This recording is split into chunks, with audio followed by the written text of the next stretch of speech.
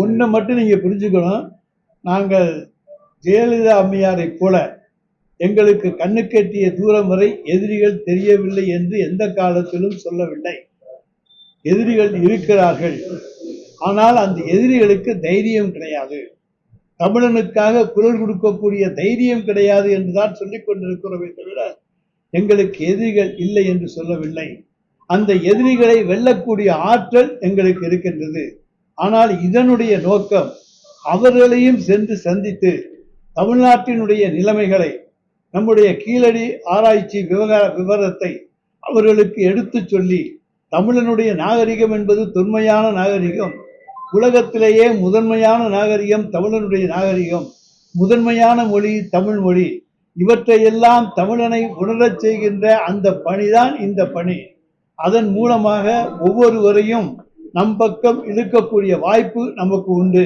ஏற்றுக்கொள்பவர்களை நாங்கள் அணைத்துக் கொள்ள தயார், ஏற்றுக்கொள்ளாதவர்களை அவர்கள் வழியிலே விட்டு விட தயார்.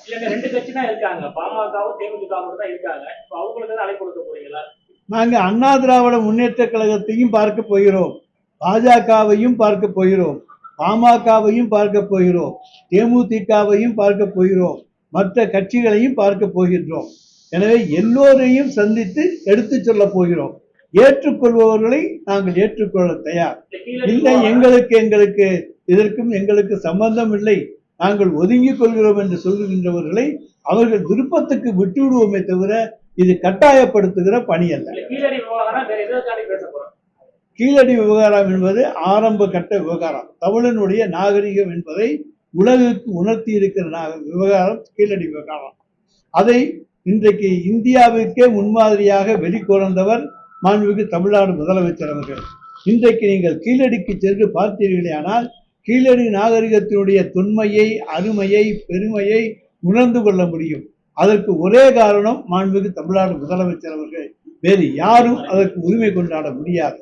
அதனால்தான் அந்த உண்மையான நாகரிகத்தை கொண்டு வெளிக்கொணர்ந்திருக்கிற தலைவர் எங்களுடைய மாண்புமிகு தமிழ்நாடு முதலமைச்சர் என்பதை எடுத்து காட்டுகின்ற நிகழ்வாகவும் இதை சேர்த்துக் கொள்கிறோம்.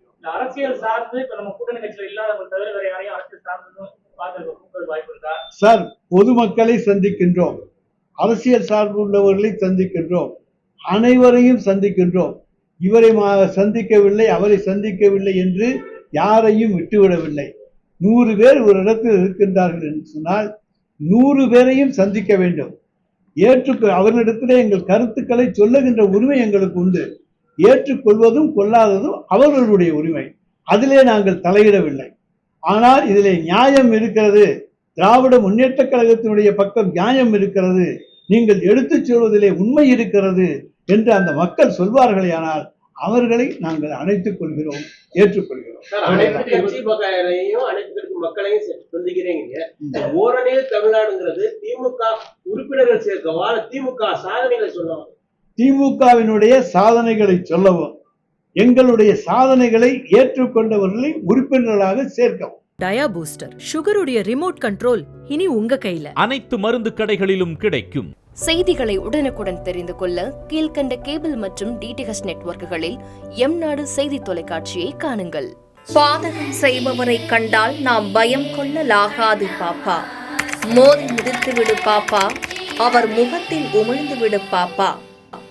அண்மை செய்திகளை உடனுக்குடன் தெரிந்து கொள்ள இணைந்திருங்கள் எம்நாடு தொலைக்காட்சியுடன்.